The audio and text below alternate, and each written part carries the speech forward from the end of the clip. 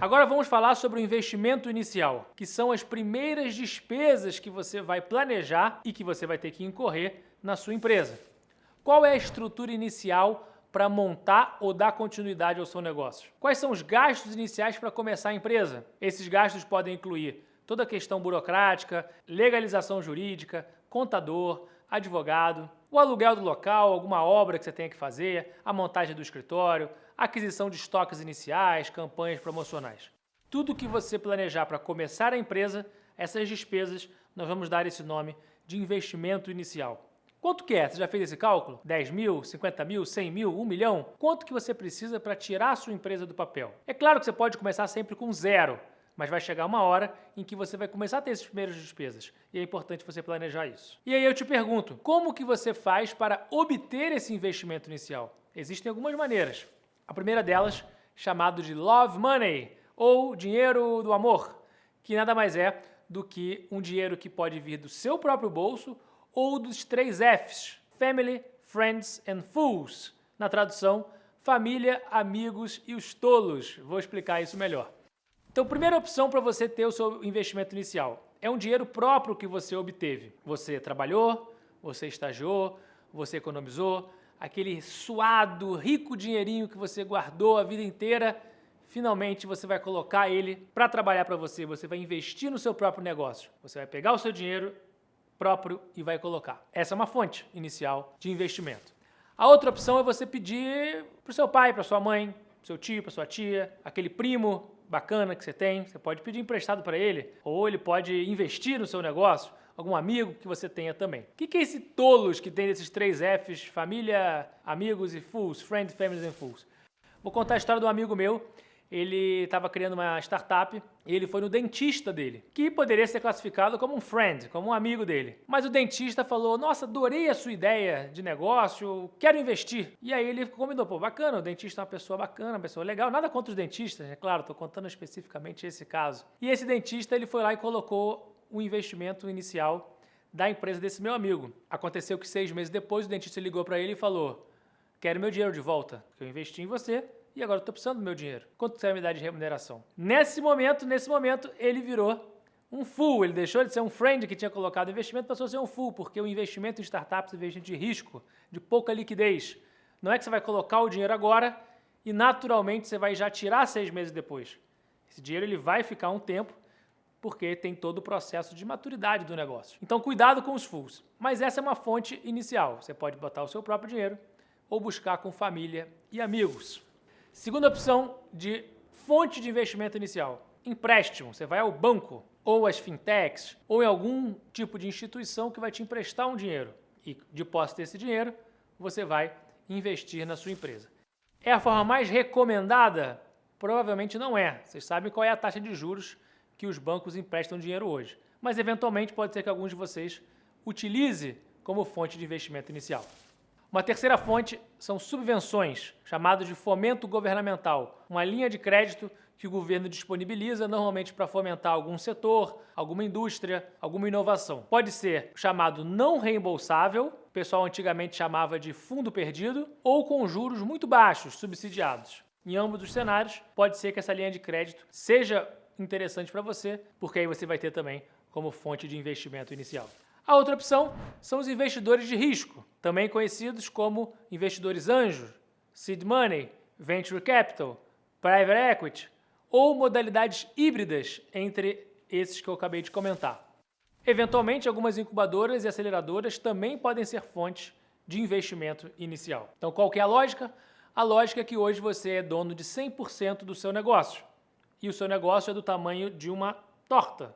Está aparecendo uma torta aqui, ó, o tamanho do seu negócio. Só que você vai receber um dinheiro de investimento desses investidores de risco e você vai deixar de ser dono de 100% do seu negócio para que sua torta cresça. Olha aqui como a torta cresceu. Só que agora você não é mais dono de 100% do negócio. Você é dono, vamos supor, de 70% do seu negócio. Você prefere ser dono de 100% dessa tortinha aqui pequena ou 70% dessa torta aqui grande? Essa é a lógica por trás do investimento de risco.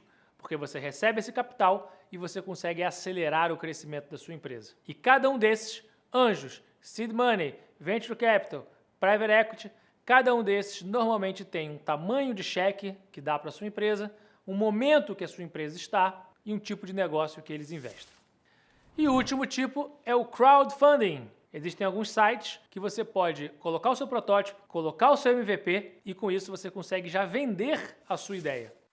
Toda vez em que você consegue uma fonte de investimento inicial que venha de um cliente ou de um fornecedor seu, é muito melhor do que se vier do banco ou se vier do investidor ou até do seu próprio dinheiro. Porque dessa forma você já está trazendo dinheiro de receita, você já está trazendo uma forma de financiar o início do seu negócio. Essas são as fontes de investimento inicial de qualquer empresa.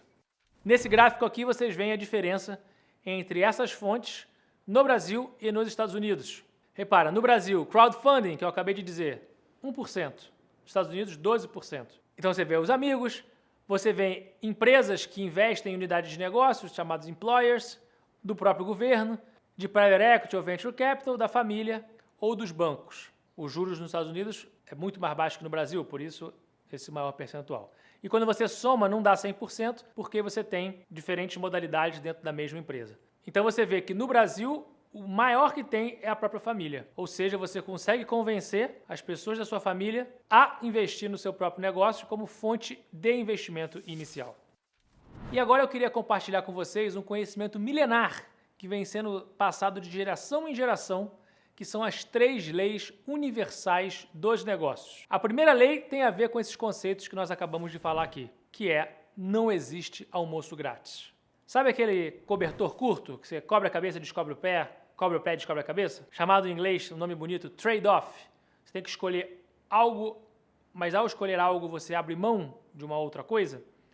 Essa é a realidade. Se você utiliza o seu capital próprio para investir na sua empresa, você vai abrir mão do seu capital próprio, que você suadamente conseguiu conquistar. Se você recebe o investimento do banco, você vai ter que abrir mão, provavelmente até da sua reputação, da sua credibilidade, você vai colocar em risco, porque você vai ter uma dívida, que você vai ter que depois honrar essa dívida. Se você recebe um investidor, que pode ser sua família, seus amigos, ou um investidor de risco, você vai abrir mão do equity, você vai abrir mão de um percentual da sua empresa em troca daquele dinheiro e em troca daquelas pessoas que passarão a ser seus sócios. E como a gente disse em uma das aulas iniciais, é muito importante que nessa etapa você busque aquele chamado smart money, que é o dinheiro inteligente.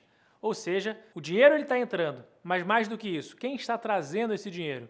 É um empreendedor? É um investidor? É uma pessoa que traz mentoria? É uma pessoa que abre portas para você, que fomenta o seu network, que tem sinergia com outras empresas que ele investiu? Esse é o chamado smart money. Mas não tem jeito. Não existe almoço grátis, você vai ter que abrir mão de alguma coisa para poder decidir como vai crescer e como vai financiar o início da sua empresa. Nesse gráfico aqui, eu trouxe alguns exemplos de investidores anjos, aceleradoras e venture capitals, considerando tanto o ticket, o valor do investimento, e o valuation, ou seja, o valor que a sua empresa foi avaliada no momento em que foi feito o investimento. Então vocês reparam o tamanho do ticket e o tamanho do valuation em relação aos anjos, as aceleradoras, o seed money e o Series A, Series B e assim sucessivamente. Series A e Series B, no português, investimento série A, investimento série B, são as rodadas de investimento que, dependendo do porte da empresa e do tamanho do cheque que o investidor dá, são consideradas dessa forma. Então, isso tipicamente é uma nomenclatura do ambiente de venture capital, de investimento de risco. Esse outro gráfico também é muito interessante. Ele mostra os principais investidores do Uber e a que preço eles entraram ao longo do tempo. Olha a diferença daqueles investidores que investiram lá atrás no seed money, na rodada A, na rodada B, no Series A e no Series B, até o momento de abertura de capital na Bolsa de Valores. Por exemplo, quando o SoftBank entrou logo após o IPO e, inclusive, já considerando também a queda que teve após o IPO. Mas mesmo assim, verifica o risco que foi tomado por esses investidores lá atrás e, consequentemente, o retorno que eles tiveram.